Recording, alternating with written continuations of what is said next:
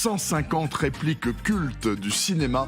C'est paru aux éditions Le Robert, Paola. On a adoré ce livre, vraiment ces punchlines cultes qui ont traversé les générations. Mais tout d'abord, avant de rentrer dans le vif de ce livre, un mot sur l'actualité, bien sûr, puisque vous êtes là, on ne pouvait pas s'empêcher de vous poser une question sur l'affaire Depardieu et cette tribune qui répond à une autre tribune qui a été signée par Anne Romanoff et Muriel. Pardon de vous couper la parole, ça n'est pas poli, alors que je devrais vous dire bonne année, mais ça ne m'empêche pas. Meilleurs vœux et ça. Je ne veux pas m'exprimer sur tout ce qui concerne ce tsunami de Depardieu. La seule chose que je puisse vous dire, c'est que cette tribune dans le Figaro, je regrette de l'avoir signée, voilà tout. Vous regrettez de l'avoir signée? Oui. Pourquoi? Parce que j'ai appris après de qui elle émanait, qui était... c'est la personnalité de l'initiateur, donc qui pose problème. Oui, mais enfin bon, c'est... C'est ce qu'a fait Pierre Richard. J'aurais pas dû... Alors en plus, je suis vraiment un âne, ça me servira de leçon. Non, sans blague, je suis très lucide. C'est que je fuis comme la peste les pétitions, manifestes, etc. Quand on est plusieurs... Comme les Brassens, quand on est plus de deux, on est une bande de cons. C'est possible, je sais pas, mais en tout cas, Vous le regrettez, en tout cas. Oui, parce que vous le connaissez très bien, Gérard Depardieu. Il faut rappeler quand même que vous l'avez mis en scène dans Maigret et que vous l'adorez. J'ai relu une interview de vous où vous dites vraiment, moi j'adore cet acteur, même quand il fait des films pas terribles, il y a toujours un moment de grâce. Il me bluffe. Quel est votre sentiment aujourd'hui vis-à-vis de toute cette agitation ? Mais c'est une agitation sans doute et même à coup sûr méritée, parce que Depardieu n'est pas un ange. Moi, j'ai vécu ce tournage d'une manière très idyllique avec un homme charmant, infiniment talentueux, pas un mot, pas un geste déplacé, rien. C'est-à-dire qu'il a été exemplaire. Quand on me dit qu'il n'est pas toujours exemplaire, je veux bien le croire, et je le crois en plus, parce que je le sais. Mais je cherche pas à le défendre, je cherche pas à l'accabler. Cette mise à mort m'effraie un peu. Vous parlez de mise à mort, pourquoi ? Oui, ça y ressemble un peu, lynchage, mise à mort.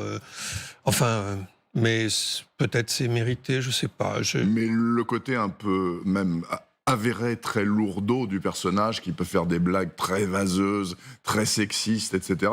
Vous n'en avez jamais été témoin, vous? Non, du tout. Non, sincèrement, non, du tout. Alors, est-ce que c'est parce que... Est-ce que c'est parce que j'étais là? Je veux bien le croire, et qu'il s'est tout tranquille. C'est pas impossible. Enfin, j'ai pas ce pouvoir non plus. Est-ce que c'était par respect pour le personnage, pour le... Aujourd'hui, vous pourriez le faire rejouer dans un de vos films? Non. Non. Enfin, si, mais non. Si, mais non. En tout cas, tant que la justice ne s'est pas prononcée. Non, mais très précisément, si vous avez un beau projet de scénario et vous vous dites Depardieu, il collerait très bien pour le rôle principal, vous le prenez ou pas? Vous lui proposez ou pas? Je ne cherche même pas à lui proposer ou à pas le proposer, c'est que de toute façon c'est devenu impossible. Donc on n'a même plus à se poser cette question. Il ne tournera plus jamais?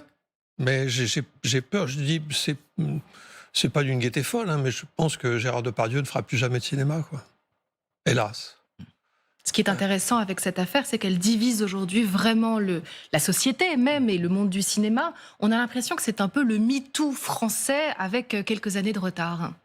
Oui, c'est possible que ce soit ça, mais encore une fois, vous savez, il y a tellement de gens une cohorte, une meute, un troupeau de gens qui donnent leur avis sur tout le temps. Moi, tout ce que je peux vous dire, c'est ce que je sais, ce que j'ai vu, ce que j'ai vécu avec lui. Mais je sais qu'il est pas exemplaire. Il l'a été sur le tournage de notre film, mais il ne l'est pas tout le temps. En tout cas, certains artistes comme Muriel Robin ou Anne Romanoff ont signé une autre tribune contre celle du Figaro pour dire qu'il n'y a pas d'impunité artistique. Ça, c'est assez intéressant parce qu'elles répondent aussi au président de la République et elles disent « La France qui nous rend fiers ne se bat pas pour le droit d'importuner, elle est du côté des victimes présumées ». Vous auriez pu signer cette autre tribune maintenant. Non, maintenant je signe plus rien. Plus rien. Rien. Plus jamais. Je signe mon courrier.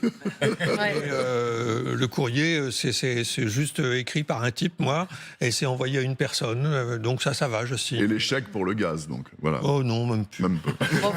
Il n'y a pas le gaz chez moi, alors comme ça. En tout cas, vous signez un super livre sur ces 150 répliques cultes du cinéma, donc de ces punchlines, vraiment à uppercut. On va en écouter quelques-unes. Moi, ce sont mes préférées, notamment celle dans Astérix, qui dit Je ne pense pas qu'il y ait de bonnes ou de mauvaises situations. Je ne sais pas si la régie me suit, mais on a préparé quelques sons des meilleures répliques. On a aussi la guerre des boutons, par exemple. Si j'aurais su, j'aurais pas venu. Bah oui, mais alors... après, il y a quand même des tas d'enfants à l'école qui pensent que c'est comme ça qu'on doit dire. C'est ça le problème. Ou l'inverse. Ça peut aussi servir d'aide-mémoire. Ah, peut-être, pour ne pas commettre la faute. Mais si j'avais su, je ne pense pas que je serais venu, n'aurait eu moins de succès, je pense. Ah, Évidemment. Et puis, celui, celle qui est culte, enfin, c'est les tontons flingueurs, bien entendu.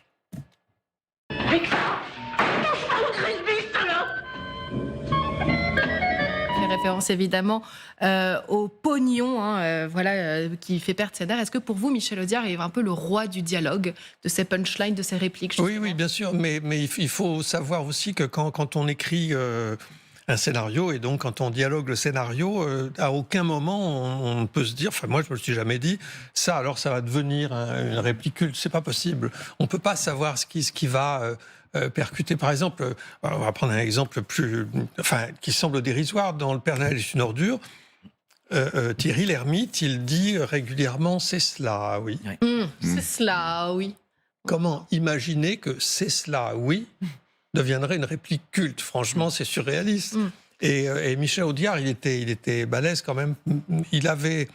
Enfin, je ne suis pas en train de dire du mal de Michel Audiard qui avait un talent fou, mais c'est vrai que dans les films dialogués par Audiard, tous les personnages parlaient Audiard, un peu. Ouais. Et de toute façon... Ça vous chiffonne, vous l'écrivez dans votre préface. Ça me chiffonne et ça me chiffonne pas, les deux à la fois, parce que dans la vie, personne parle pareil que... Enfin, on a tous notre phrasé, nos mots, notre rythme, notre singularité, etc. Mais dans un film... c'est un seul type qui écrit les dialogues de tout le monde. Et c'est très difficile, vraiment très difficile, d'arriver à faire parler différemment les personnages d'un film. Franchement, c'est pas commode. Donc on est tenté de dire qu'Audiard avait raison et qu'il avait raison de faire parler Audiard tous les personnages des films. Ce livre, c'est un hommage aux scénaristes, c'est un hommage aux gens qui écrivent justement ce que les acteurs disent. Oui, c'est ça. Parce que ça sort pas de nulle part, ce truc-là. Tout est calibré, pesé, au trébuchet. Oui, mais c'est vrai que les acteurs d'un film, ils sont jamais aussi heureux que quand ils ont des dialogues plaisants. Quand ils ont déjà un bon scénario, c'est pas mal, un personnage intéressant. Mais quand le personnage intéressant dans un scénario intéressant, rare, original, inventif, etc., quand ce personnage-là doit dire des choses plus marrante que Passe-moi le sel, les acteurs sont ravis. Passe-moi le sel, c'est pas culte, mais ça va le devenir. Oui. Et alors, comment est-ce que vous les avez choisis? Parce que pour reprendre une phrase culte, c'est un peu mission impossible quand même. Seulement 150. C'est mission impossible. Alors, je vais vous dire la vérité, je ne les ai pas choisis. Parce que je me disais, je vais me noyer, il y en a trop, il faut que je revoie plein de films. Je me souviens de quelques répliques cultes, bien sûr, mais pas de toutes. Donc, les co-auteurs qui sont vachement importants de ce livre... ont choisi les 150 répliques, me les ont envoyées, et moi j'ai rebondi sur certaines, pas sur toutes. Il y en avait qui m'évoquaient rien, il y en avait qui me faisaient marrer, il y en avait qui m'évoquaient des anecdotes personnelles ou autres. Alors j'étais toujours un peu embêté, c'est pas de la fausse modestie, mais il y avait plein de répliques qui étaient issues de mes films.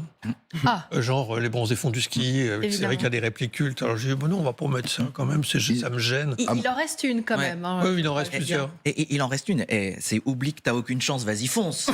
Junio, Michel Blanc, 79, on voit l'affiche Les Bronzés font du ski, c'est vous le réalisateur, et j'allais dire que vous citiez par exemple aussi l'exemple de Thierry Lhermitte en « C'est cela, oui ». Si Paola m'interpelle, je peux lui dire dans la rédaction « C'est cela, oui ». C'est rentré dans le langage courant. Et là, dans Les Bronzés font du ski, quand c'est « Oublie que t'as aucune chance, vas-y fonce », c'est presque une philosophie de vie, on pourrait dire aujourd'hui. Oui.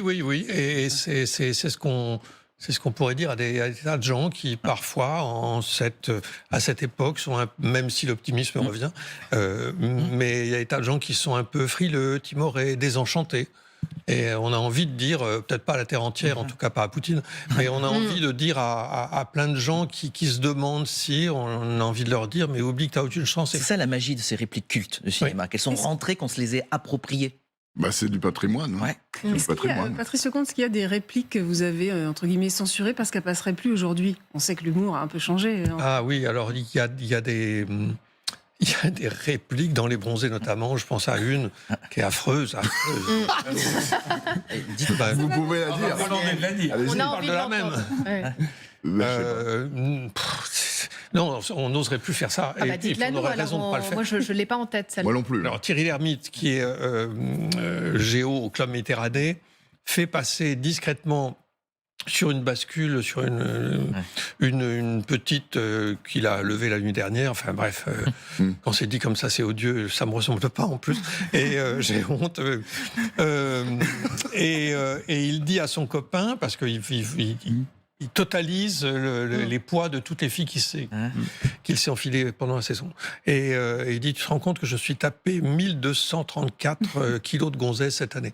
Ah oui. Je ne suis pas sûr du chiffre, mais et ça, c'est une réplique. Moi, je ne revois jamais mes films, mais si je le revoyais, je frémirais à... Non, là, c'est le C'est la poteau et 12 balles, hein, direct. Ouais. Hein. Pardon Là, aujourd'hui, c'est le poteau et 12 balles. Hein. Ça va Ah bah, au-delà de la oui, oui, pétition. oui. Évident, Oui, oui, c'est c'est clair et net. Il y a, je sais que vous êtes très modeste, alors vous dites non, moi j'ai pas gardé des répliques de mes films. Moi, je regrette qu'il n'y en ait pas une de ridicule. Parce que vous parlez du film de Coppola, donc sur Marie-Antoinette, mais il y en a une de ridicule qui est géniale. Quand on dit le roi n'est pas un sujet. Oui. Vous vous souvenez quand il faut faire des vannes sur le roi? Ah ben non, le roi n'est pas un sujet. Alors, ce qui est extraordinaire, je voudrais que vous racontiez aux téléspectateurs l'histoire de Nobody's Perfect avec Billy Wilder. Qu'est-ce qui vous est arrivé? Bah, il m'est arrivé que... C'est dans certains Lem Show, hein, c'est la dernière Oui, fois. oui, Ok. Vous l'avez croisé, Wilder? Ouais, j'ai croisé Billy Wilder à Los Angeles, tout ça d'un chic, parce que Ridicule était nominé pour les Oscars du meilleur film étranger. qu'on n'a pas eu. Et puis il y avait un déjeuner qui était organisé, et Billy Wilder, qui était déjà très vieux à l'époque, comme un petit monsieur tout propre et tout. Je viens vers lui parce que vous ne pouvez pas être à 2,50 m de Billy Wilder sans dire vous l'adorez. Moi, j'ai toujours dit aux gens que j'aimais que je les aimais. Que ce soit des gens connus ou pas connus. Connus, enfin les deux. Et je dis à Billy Wilder qui je suis, cinéaste français, je termine par Nobody's Perfect. Et je pense qu'on a dû lui dire autant de fois qu'on a dit c'est mon dernier mot Jean-Pierre Foucault. C'est pareil. C'est-à-dire que Jean-Pierre Foucault, il sourit quand on lui dit ça. Billy Wilder n'a pas souri parce que ça l'a plumé un peu. Ouais. Et puis il a fait et puis il est parti. Quel déconvenu! Oui, mais Quel non, parce que... déconvenu. Bah si, quand même, c'est Billy Wilder. Oui, mais je m'en serais voulu de pas lui avoir dit que je l'aimais, que j'avais l'admiration pour ses films, mais je l'ai dit à plein de gens qui s'en foutaient complètement ou qui ont fait semblant de s'en foutre. Mais moi, quand on me le dit, quand on me dit ça, on vous le dit tout le temps, ça doit vous barber. Moi, je me lasse pas. Hein, quand on me dit qu'on aime bien ce que je fais. Tant mieux. Et alors, Nobody's Perfect, ça se traduit très facilement. Hein, oui. Personne n'est parfait. Mais il y a des répliques cultes qu'on perd avec la version française. Un peu, oui. Sûr. Dans le Big Lebowski, par exemple. Voilà. Oh là là. Comment est-ce qu'on fait pour retrouver cette traduction? Il faut pas la retrouver. Il faut aller voir les films en version originale sous-titrée. Et il faut avoir une petite connaissance de l'anglais pour apprécier ces répliques. Mais c'est vrai que certaines répliques traduites en français valent pas tripette quand même, franchement. Zéro. Elles seraient sans doute pas de. On laisse pas bébé dans un coin, c'est vrai que c'est Pardon terrible. Vous l'avez pas mis celle-là, on laisse pas bébé dans un coin, elle passe un peu mieux en anglais, c'est dans Dirty Dancing. Bon bref, je fais un bide total avec Dirty Dancing. Alors celle-là, je m'en souviens pas, très honnêtement. J'étais avec la bonne santé du cinéma français. Oui, il y a un chiffre qui doit vous réjouir, Patrice Lecomte. Ah bah oui, mais c'est dans 182 millions. Dirty Dancing, j'ai dû voir ça il y a 30 ans. Et d'ailleurs, on fait la chorégraphie très souvent, Absolument, Bernard, tous les tous deux, les matins, c'est vrai. évidemment. Préparé pour aujourd'hui. Non, pas du tout. Comment Tous les Vous n'avez pas de fille ado, Bernard. Est-ce que vos co-scénaristes, vous avez sélectionné quelque chose que vous avez mis de côté, auquel cas ce serait une erreur? Make My Day. Non. Ah, ça ne vous dit rien. Non, du Clint Eastwood, dans l'Inspecteur Harry, avec son gros pétard. Et il dit au mec qu'il a bouge pas, sinon you make my day. C'est-à-dire que tu vas prendre un pruneau. De toute façon, depuis que le cinéma existe, surtout depuis qu'il est parlant, parce que le cinéma muet, il n'y a pas beaucoup de répliques cultes, mais depuis que le cinéma existe, comment voulez-vous extraire 150 Mais c'est répliques impossible. cultes? C'est impossible. Vous Impossible. pouvez en extraire 3800 sans doute, ça aurait été un trop gros livre. Mais moi, il y a une Il y a 2 répliques. J'aurais dit non, on l'aimait pas, c'est encore un film à moi, mais je pense que c'est les répliques que je préfère, que Serge Friedman avait écrites pour La fille sur le pont. Vanessa Paradis et Daniel Auteuil sont face à face sur un bateau, et Vanessa part avec une espèce de grec foireux, mais peu importe. Donc ils doivent se séparer. Et Vanessa, enfin en tout cas son personnage, dit à Daniel Auteuil, on fait comment? On se serre la main, on se fait la bise, et Daniel Auteuil lui répond, on s'oublie. Et elle réplique, je suis pas sûr d'y arriver. Waouh. Non, elle dit, je vous promets rien. Je ne vous promets rien. C'est super. Ouais. Donc c'était la 151e réplique culte. Alors oui, je parlais de ce chiffre, Claire. de vous réjouir, ce sont ces 182 millions d'entrées pour le cinéma en France en 2023. Il y a beaucoup de films étrangers, mais quand même une bonne part de production française. Ça veut dire que ça va mieux après le Covid, même si, vu le tarif des billets, ça revient un peu à être un loisir pour les riches, mais quand même, les Français vont aussi. Oui et non. Enfin, par rapport au prix de la place de cinéma, avec toutes les cartes illimitées, UGC et compagnie, franchement, on va au cinéma autant qu'on veut, et pour pas très cher. Je suis d'accord. Vraiment. Oui. C'est d'ailleurs Mais ça va inouï, mieux donc. On n'est pas revenu au niveau d'avant Covid, mais quasiment 200 millions d'entrées, c'est plutôt une performance. Oui, alors c'est très curieux parce que on dit que la fréquentation va pas bien fort, mais elle va un peu moins mal en ce moment, en effet. Et puis on continue heureusement à construire et à créer des salles, à aménager des salles de cinéma. Et c'est vrai, franchement, c'est pas un combat d'arrière-garde, mais c'est ma génération. Moi, j'ai découvert le cinéma dans des salles de cinéma. Et quand je vois que des jeunes gens dans le métro regardent un film sur leur iPhone, ça me dévaste. Vous n'allez pas sur Netflix? Vous regardez pas Netflix, Amazon Non, Prime, si, les oui, plateformes, un petit peu quand il y a sur Netflix quelque chose qui n'est que sur Netflix, évidemment. Le dernier film de Jane Campion était sur Netflix, évidemment, j'ai regardé. Formidable d'ailleurs. Magnifique. Ouais, c'est Absolument magnifique. On peut rappeler quand même le titre de ce formidable livre, quand même. Donc 150. Patrice Lecomte, Louis Novillo et Armand Rouméa, s'il faut les citer, puisque c'est Bien eux sûr. qui ont écrémé en amont de vous, qui avez choisi les 150 dernières, et il manquait la 151e que vous avez eu le bon goût de citer à l'antenne. Aux éditions Le Robert, 150 répliques cultes du cinéma. Merci d'être venu.